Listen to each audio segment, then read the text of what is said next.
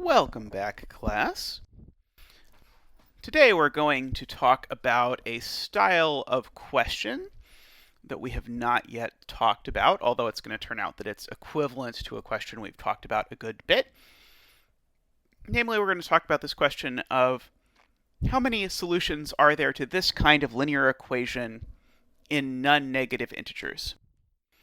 So I'm going to write down something like, for example, I could take 4 plus 3 plus 2 plus, let's see, that would be plus 7, and that would be one solution that this has in non-negative integers.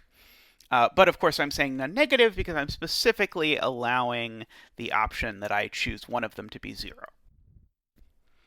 Okay, so how are we going to go about this? Well, what we're going to do is we're going to sort of reinterpret this question as a question that we've seen before. Namely, I'm going to think about, well, what are these numbers representing? Well, the way I'd like to think about this is I'd like to think about this as that I'm shopping at the grocery store and I'm picking out fruit, and so there's bananas and pineapples and oranges and pears, and I want to buy 16 pieces of fruit, and so x1 is the number of pears I buy, x2 is the number of pineapples I buy, and so on and so forth. How many ways can I do that? But maybe a more familiar way to reinterpret this, again, it's the same exact question, is suppose I have 4 children in front of me, and I want to give them 16 pieces of candy. And so x1 is going to be the number that I give the first child, and x2 is going to be the number I give the second child, x3 the third, and x4 the fourth. Once you realize that interpretation, then you can sort of stumble through this whole bit of which cell of our 12-fold way this falls into, and think back, okay, this is a stars and bars or dots and dashes or whatever problem, however you want to think about it. And so the answer is going to be, okay, well, I'm going to need 16 dots to represent the solutions, plus I'm going to need 3 dividers, and then choose 3.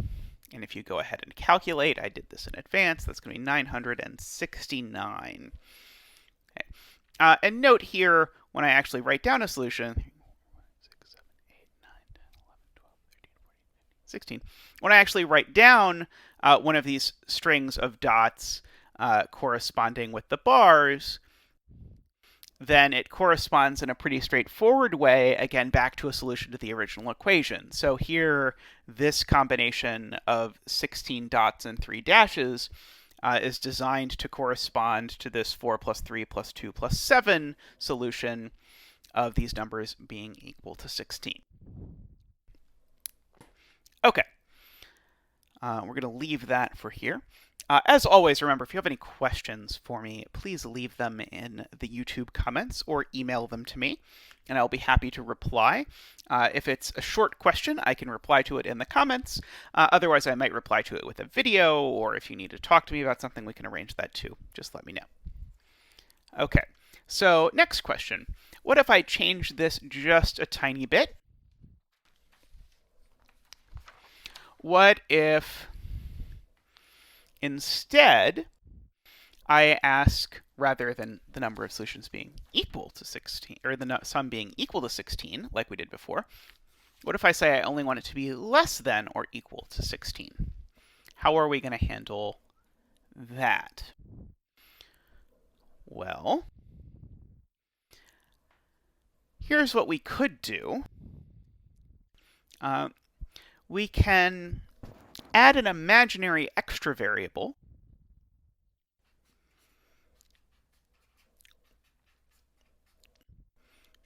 So I'm going to put in an x5, and what I'm going to say is this x5 is going to suck up any of the excess that we fell short of 16. So if this actually sums to 11, I'm going to pick this x5 to be 5 so that the sum actually is 16.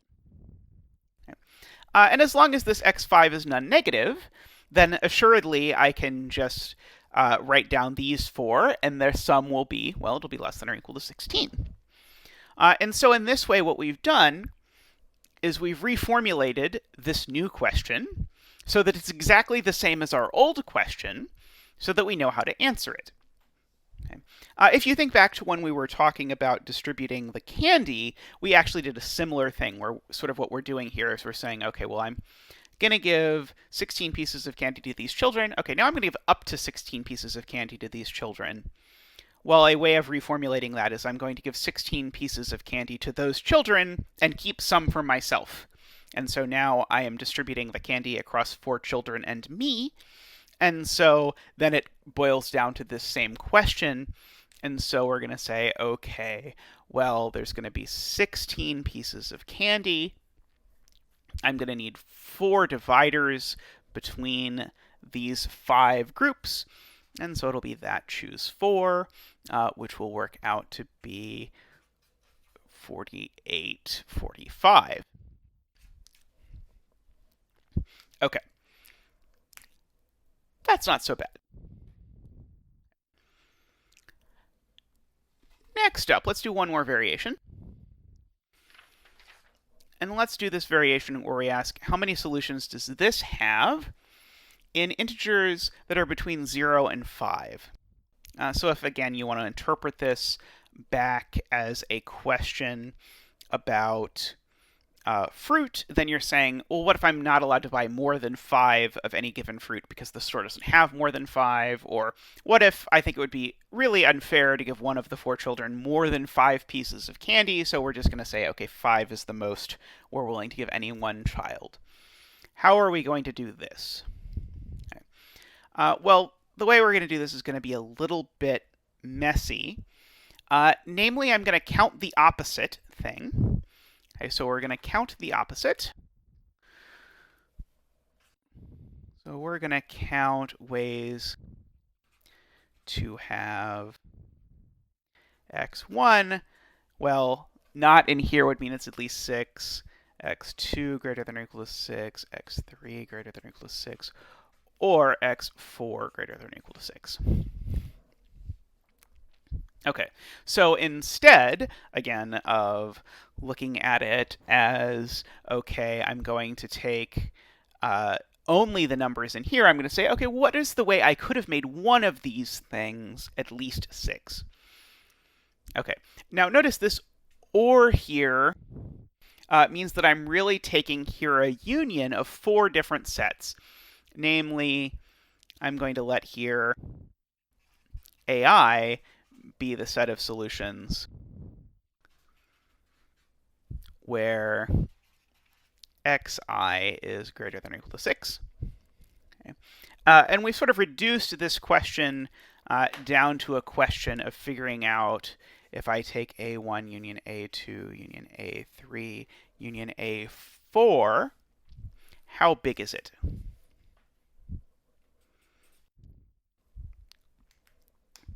Okay.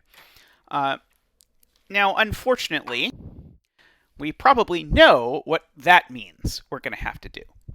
Namely, that means we're going to have to use the principle of inclusion and exclusion on 4 sets. Hooray. Okay, so let's first figure out the size of each of these sets individually. And then once we've done that, we can look at what happens when we look at the double intersections and what happens when we look at the triple intersections, and so on. Okay. Now notice, this is not going to be as horrible as it sounds. And the reason is because it's completely symmetric. So I don't have to figure out what the size of every pair of sets intersection is, because every pair of sets is going to have the same intersection. Okay. But I do have to at least go through the motions of figuring this out. Okay, so let's first figure out what the size of A1 or AI is. So the size of AI. Okay, this, remember, is the set where the ith term is at least as big as 6. So what I'm going to do here is I'm going to say, I still want to reformulate this back as a question that I already know how to answer.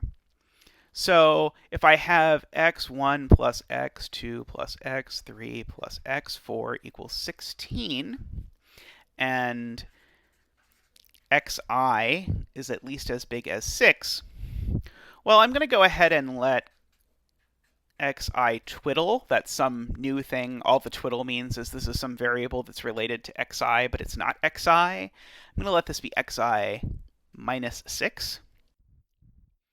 And then, and I don't know which I it is, but I'm just going to, for sake of writing something down, I'm going to assume I is 3. So then x1 plus x2 plus x3 twiddle plus x4. Okay, well, what's that doing? Well, I just took away 6 from this side, so this is now 10. Okay, and notice, here's the key. By taking away the 6 from this xi, now what do I know about xi twiddle? Well, it's a non-negative integer. And so I've again formulated this question as the question of finding how many solutions there are in non-negative integers to, well, now to this problem. So now the sum is 10. Okay. But we know how to answer that. Namely, I need 10 dots and 3 dividers, and that will give me all the solutions to this. And then all I need to do is say, okay, well, however many dots I assigned to x3 twiddle, well, then the x3, I'm just going to make 6 more than that. And so that means the size of AI, it's just exactly 10 plus 3, choose 3. Okay. Which, as it happens, that is, sorry, I wrote it on 286. Okay, so we now know part of our inclusion-exclusion problem. In fact, let's think through what the principle of inclusion and exclusion is really going to tell us here. So it's going to tell us that if I want the size of this union, that the size of this union is going to come up here, and it's going to be the size of A1 plus the size of A2 plus the size of A3 plus the size of A4. Okay. And that would be right, except that these things have some overlap. It's possible for both A1 and A4, for example, to be greater than, to have, or sorry, it's possible for both x1 and x4 to be greater than or equal to 5. So then I'd have a solution that's in both of these, so I've double counted it. So I need to subtract off all of the solutions that are in 2 of these things. So that's minus the size of A1 intersect A2 plus blah, blah, blah. All the double intersections. Except that it's actually possible that something's in 3 of these things, in which case if it's in 3 of these things, I've now actually removed it. Let's see, let's figure this out. If it's in 3 of these, I've counted it 3 times, and now I've removed it 3 times. So I need to put it back, and so I actually need to add all the triple intersections back in here. Okay. Now, if you're paying close attention, you might realize, okay, I need to remove the quadruple intersections. Now, 2 things. There's only 1 quadruple intersection, and the quadruple intersection's empty. And the reason why the quadruple intersection's empty is because it cannot be the case that all of x1, x2, x3, and x4 are bigger than or equal to 5, because then the sum would be at least 20, and so it couldn't be 16. Okay, so we know these terms. What I need to figure out is I need to figure out what the double intersections are and what the triple intersections are. Okay, so the double intersections, and if you've held in this long, the rest of this is not going to be so bad. For the double intersections, now I know that both xi and xj are at least 6.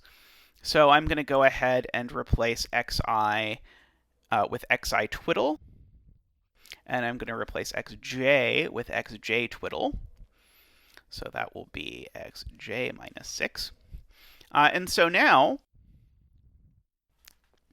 when I go to look at this, now when I write down my equation, it's going to be x1 plus x2 plus x3 plus x4, except two of these I've replaced with their twiddle version.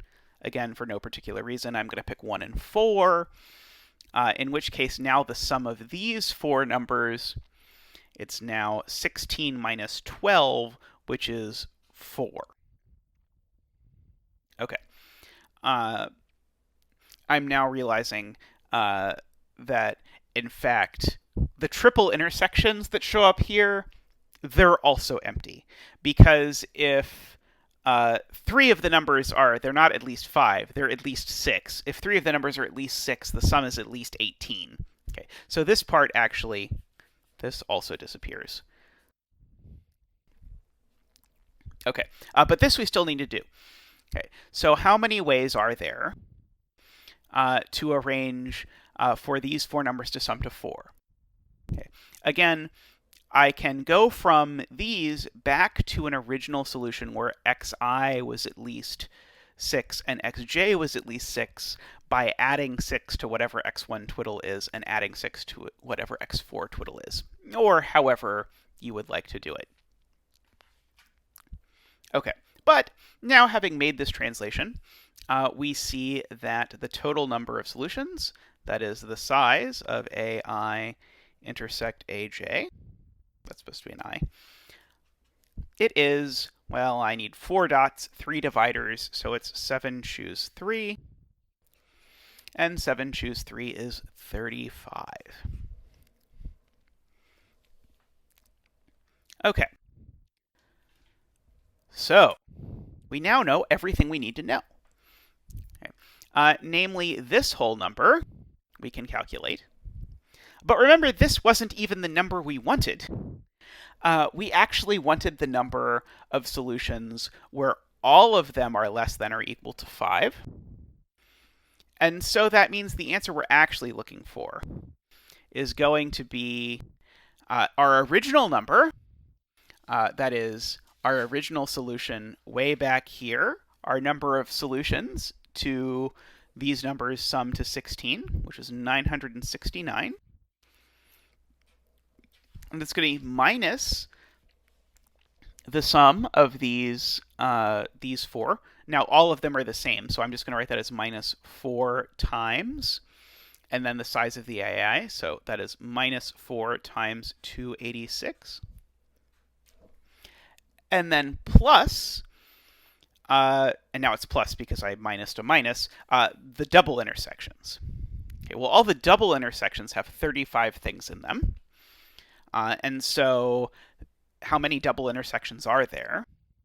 Well, there's 4 choose 2 double intersections. So this is plus 4 choose 2 times 35. Okay. And so you just have to calculate this out. And when you do that, you get the number 35.